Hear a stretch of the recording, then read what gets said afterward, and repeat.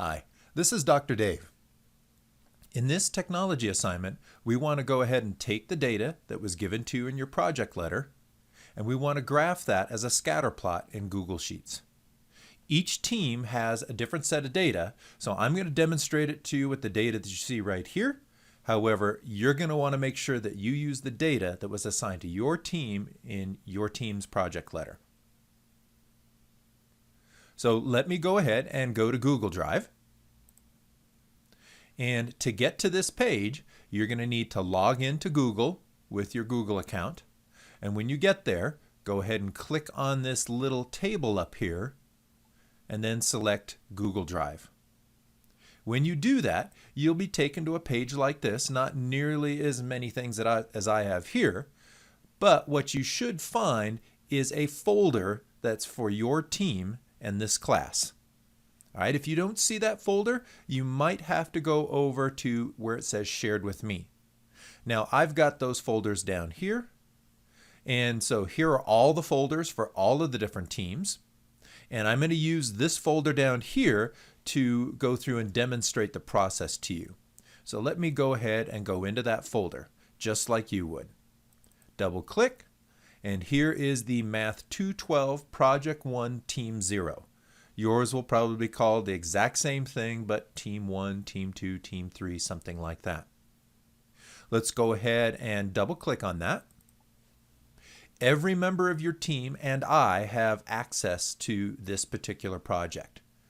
And so when you're working on this, you're going to be working inside of that shared folder so everyone in your team can see what you're doing. So when you first go in, you're going to be on a tab down here that's called Team Members. It'll have the name of each one of the students on that team, as well as their email and my name and my email. The goal is for each one of the members on your team to make a scatter plot of the cost data as well as the average cost data. When you do that, it's going to look something like this.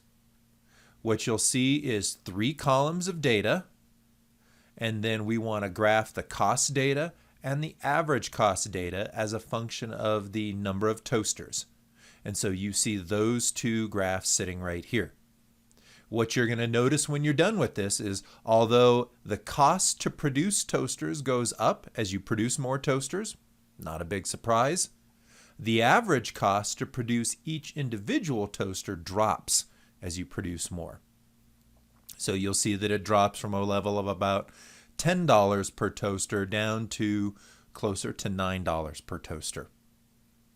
So our goal is for each member of your team to have a sheet like this.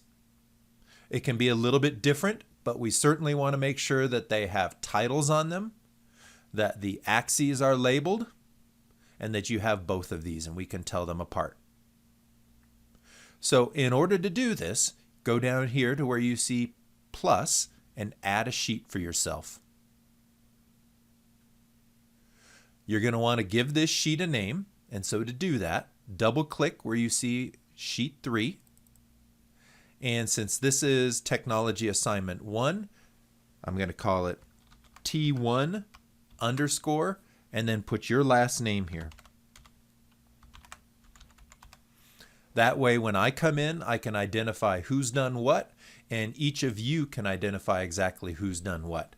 In future assignments, you're each going to be doing slightly different things, and you have to be able to find those things very, very quickly.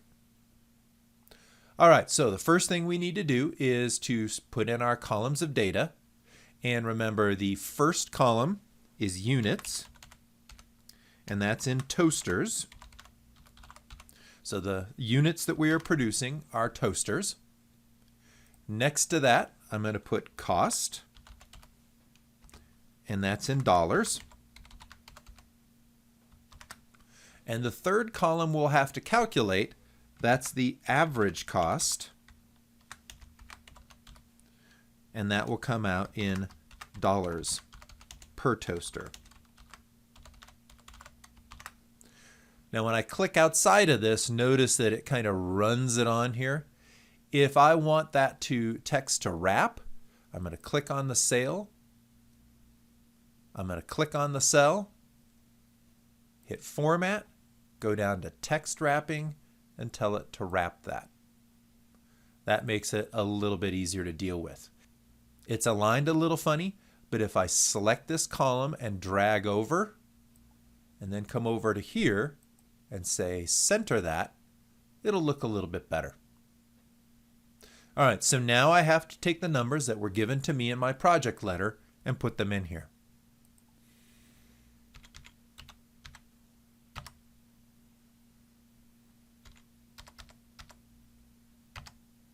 Every time I put in a number, I'm going to hit a carriage return, and that'll take me down to the next line.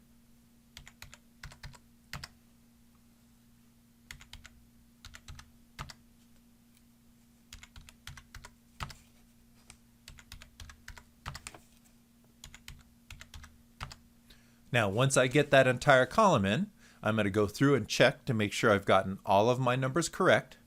And then I'll go over to column B here. And in cell B2, I'm going to start putting in the cost data.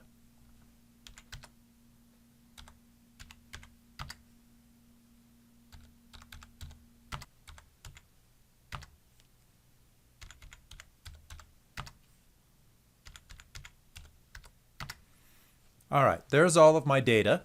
And the good news is I didn't miss anything here because the number of data points in column A matches the number of data points in column B.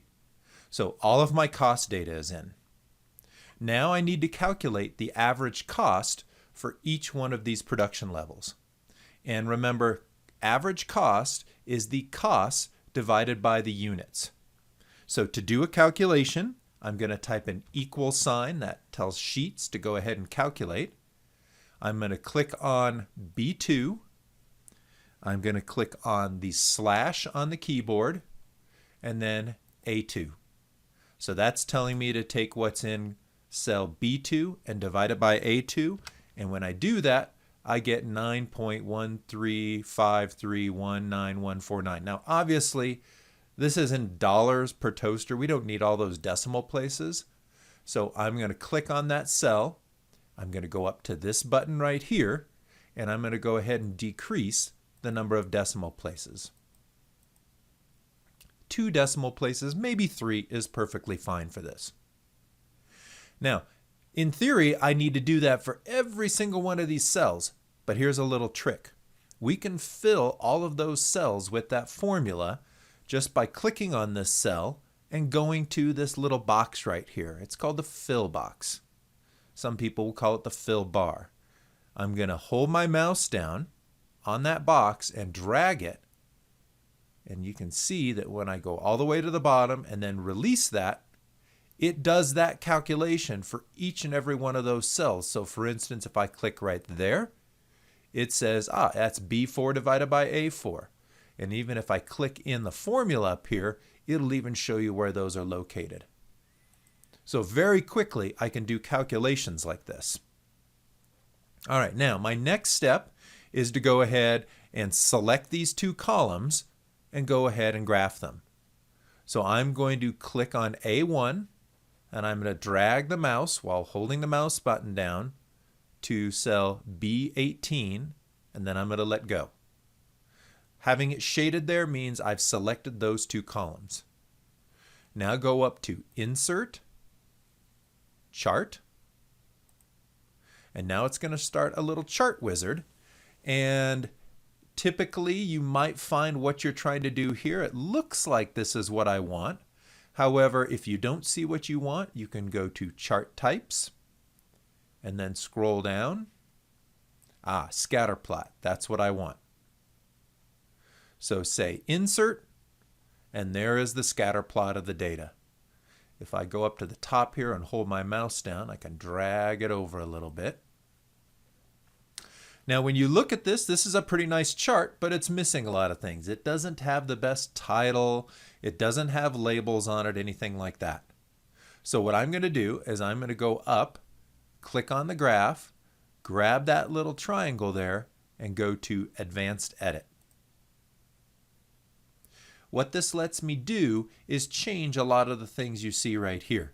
So the first thing, since I'm only graphing one set of data here, I really don't need a legend. So right here where it says legend right, I'm going to change it to none. And you see that the legend disappears. The title right here, not the best title in the world. I'm just going to take this, delete it, and say cost of toasters. Scroll down where it says axis horizontal title. Well, I want that to be units in toasters. You can also change the size of the font, the color, lots of other things here. Now I'm going to go up and say left vertical, and now that's going to be my cost in dollars.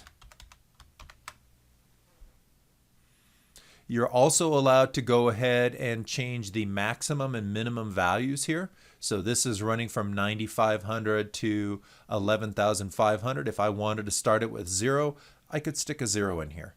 Right now, I'm pretty happy with the way this looks, so I'm going to go ahead and leave it alone. So remember, I've added the axes labels. I've taken off the legend. I've given it a title. I think that's pretty good. Click Update, and there is your graph right there. That's a pretty good looking graph. It says that as the number of toasters increases, so does the cost. All right, so that's our first graph. Our second graph is not the column A and column B here, it's column A and column C.